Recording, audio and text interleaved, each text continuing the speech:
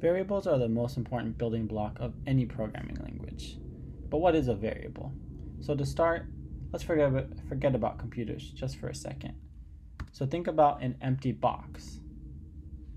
So an empty box is just that until you do something with it. What's something that you would do with it? Well, if you're sending it off, you would add a label to it. We'll call it a variable name. And then you wouldn't just leave the box empty, you want to put something in there. We'll call it a value, 100. So if we go over here to our shell, we're going to type balance equals 100. So think about this as we're assigning the variable name balance to our box and then equals 100. So we're actually putting the number 100 into this box and sealing the box. So now if we want to open our box and see what's inside, let's print that variable name and see what we get, 100.